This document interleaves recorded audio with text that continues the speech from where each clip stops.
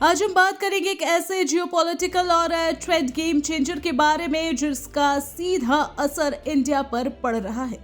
जब रशिया और चाइना ने नॉर्दर्न सी रूट को अनलॉक कर दिया तो इससे सिर्फ एक नया शिपिंग रूट ही नहीं बना बल्कि ग्लोबल ट्रेड का एक नया दौर शुरू हो गया। लेकिन इस नए डेवलपमेंट ने इंडिया के स्ट्रैटेजिक और इकोनॉमिक इंटरेस्ट को किस तरह से इम्पैक्ट किया, ये समझना जरूरी है। तो चलिए इस वीडियो में डिटेल में जानते हैं।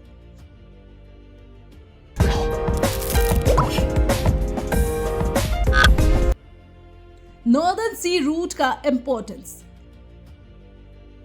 नॉर्दर्न सी रूट जो रशिया के आर्कटिक कोस्ट से माइल्स तक स्क्रैच्ड है, एशिया और यूरोप के बीच सबसे छोटा और तेजी से चलने वाला मैरीटाइम कॉरिडोर बन गया है।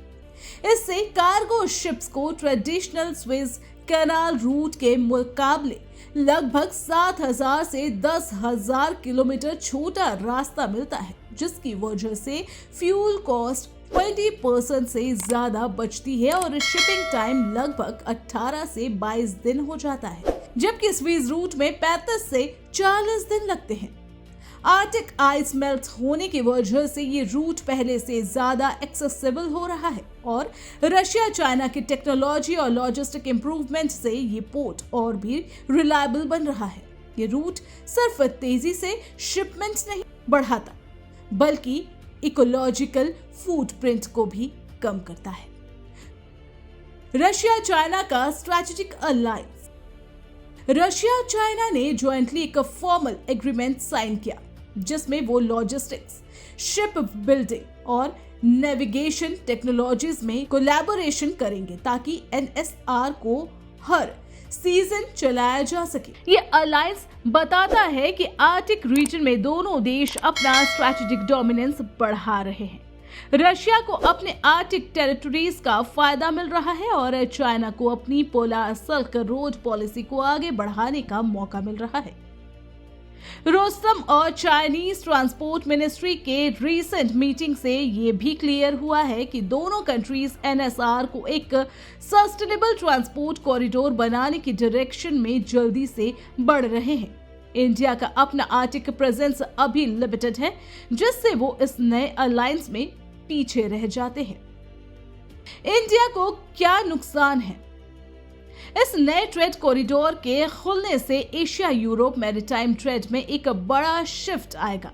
इंडिया ट्रेडिशनली स्वेज कनाल के थ्रू एशियन गुड्स को यूरोप तक ले जाने वाला एक मेजर प्लेयर रहा है, लेकिन रशिया और चाइना के एनएसआर के ऑपरेशनल होने से ये कार्गो ट्रैफिक एनएसआर की तरफ शिफ्ट होगा, जिसका मतलब है इंडिया के इंडियन ओशन के मैरीटाइम इंपॉर्टेंस में कमी। इंडिया का जियोपॉलिटिकल इन्फ्लुएंस कम हो सकता है क्योंकि ये रूट इंडियन ओशन को बाईपास करता है, जिससे इंडिया की इकोनॉमिक और स्ट्रैटेजिक रिलेवेंस कम होती है। साथ ही इंडिया को अपने एक्सपोर्ट और इंपोर्ट में नए चैलेंजेस फेस करने पड़ेंगे क्योंकि ये नए रूट उनके लिए डायरेक्ट कॉम्पिटिटिव थ्रेट है। इंडिया का क्या रुख होना चाहिए? इंडिया के लिए अब जरूरी है कि वो आर्कटिक और यूरेशियन ट्रेड कॉरिडोर में अपने स्ट्रैटेजिक इंटरेस्ट को बढ़ाए, आर्कटिक काउंसिल जैसे प्लेटफॉर्म पर अपनी प्रेजेंस मजबूत करे और रशिया के साथ साइंटिफिक और लॉजिस्टिक कोऑपरेशन को आगे बढ़ाए। साथ ही चाइना रशिया एनएसआर अलायंस का ध्यान रखते हुए अल्टरनेट ट्रेड रूट और डिप्लोमेटिक स्ट्रैटेजीज तैयार होनी चाहिए। इंडिया को अपने मैरीटाइम डिप्लोमेसी और ट्रेड पॉलिसीज को डाइवर्सिफाई करना होगा ताकि वो नए आर्कटिक और यूरेशियन इकोनॉमिक ऑर्डर का हिस्सा बन सके। अगर इंडिया स्ट्रैटेजिक एक्शन नहीं लेता है तो ये नया डायनामिक उसके लिए काफी बड़े इकोनॉमिक और जियोपॉलिटिकल लूजर्स ला सकता है।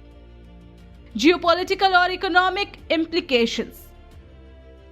इस रूट के डेवलपमेंट से ग्लोबल शिपिंग के चोक पॉइंट जैसे मिडिल ईस्ट और यूरोपियन स्वेज कनाल का इंपॉर्टेंस थोड़ा कम हो जाएगा। इस फ्यूल कॉस्ट और ट्रांजिट टाइम दोनों कम हो जाएंगे जो ट्रेड को और इफेक्टिव बनाएंगे रशिया चाइना एक्सेस के लिए। रशिया के आर्टिक नेचुरल रिसोर्सेज डेवलपमेंट के लिए भी एनएसआर का होना बहुत जरूरी है, क्योंकि ये उनके एनर्जी एक्सपोर्ट को एशियन मार्केट तक ले जाने में मदद करेगा।